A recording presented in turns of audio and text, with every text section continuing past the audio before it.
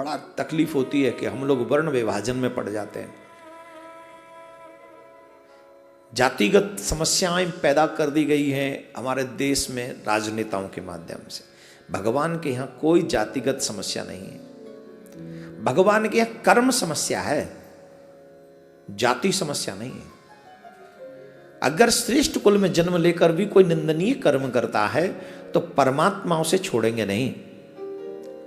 और कितने भी छोटे कुल में जन्म लिया हो, अगर उसने श्रेष्ठ कर्म किए हैं तो परमात्मा कभी उसका त्याग नहीं करेंगे। सबरी हमारे लिए सबसे बड़ा उदाहरण है, सबसे बड़ा उदाहरण। सबरी के झूठे बेर खाते, सदना कसाई के यहां जाकर भगवान उसकी चारपाई पर सो जाते हैं। ये साधारण बात है। कितने सेठों की चारपाई पे जाके भगवान सोए बताना?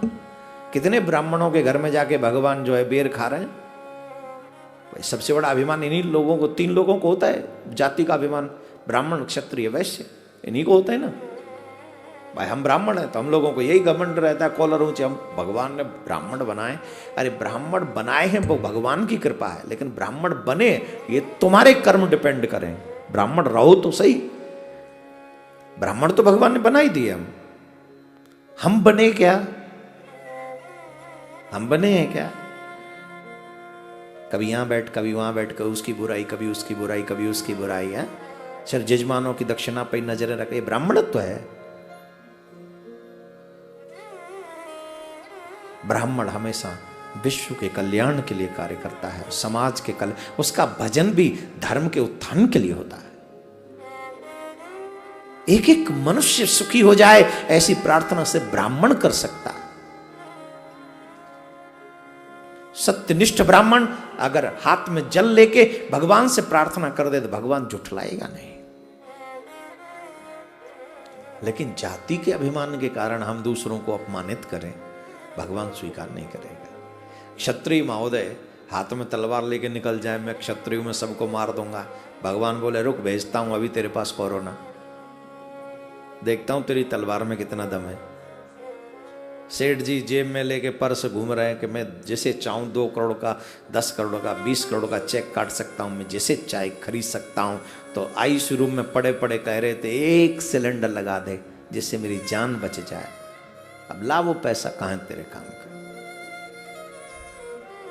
काहे की जाति का अभिमान? भाई जाति श्रेष्ठ नहीं है, कर्म श्रेष्ठ है।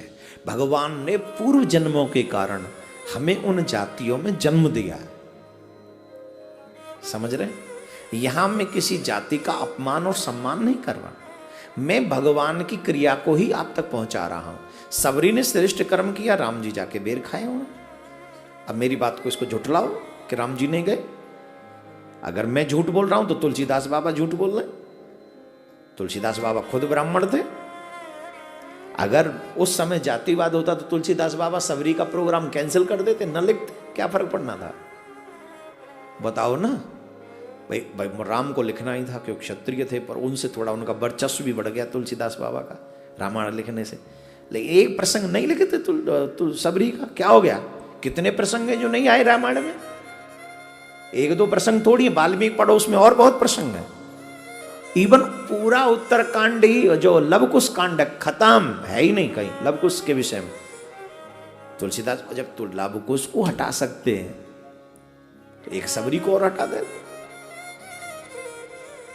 नहीं। जिनका कर्म श्रेष्ठ है वो गाए जाएंगे। मैं देश की जनता से एक ही निवेदन करूंगा, ये वोट के लालची नेताओं के चक्कर में जातिगत विभाजन मत होने देना। सनातन एक है मेरे प्यारे, बचा के रखो इसको। आप सनातनी हो, हम लोग आजाद भी हुए हैं तो एक साथ लड़के हुए। मैं तो सनातनियों से अपील कर रहा हूं एक साथ रहो। बाकी के मेरे किसी से कोई ज्यादा प्रेम नहीं है, बाकी तुम्हारी इच्छा, तुम्हें जहां जाना हो वहां जाओ, पर सनातनी जातिगत समस्या में न फंसें। हम सब एक रहें और एक रहकर अपने देश को आगे बढ़ाएं। ये मेरी देश के सभी लोगों से प्रार्थना है। और मेरी बात को ब्राह्मण समझ के नहीं, ये कथावाचक समझ के स्वीकार की जाए, क्योंकि मैं कथावाचक हूँ। मैं अपने देश का भला चाहता हूँ, मैं अपने समाज का भला चाहता हूँ, मैं अपनी संस्कृति का भला चाहता हूँ, मैं आपका भला चाहता हूँ। चाहे आप किसी भी जाति में जन्म आपका हुआ है, मैं आपका भला चाहता हूँ। ये व्यासपीठ में जो लोग ये बैठेंगे वो पर्सनल ब्राह्मणवादी नहीं हो सकते, क्योंकि जिन्होंने ये ग्रंथ लिखे उन्होंने हम सबके लिए लिखे हैं। इसमें भी स्पष्ट लिखा है। बहुत से लोग ये कहते हैं ये ब्राह्मण लोग हमें मंदिरों में नहीं जाने देते, किसी ने हमारे नाम से भी कह दिया था।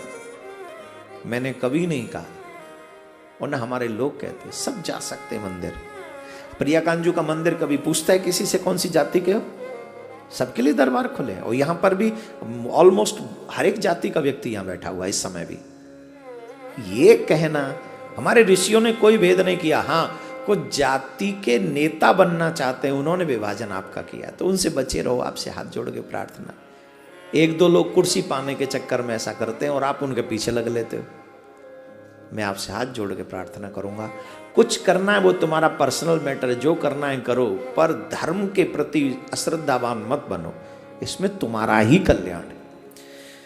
तो ये बात मैंने इसलिए कह दी क्योंकि इस पे लिखे हैं कि विष्णु पुराण को श्रवण कर सकते हैं सभी वर्णों के लोग, इसमें लिखे हैं।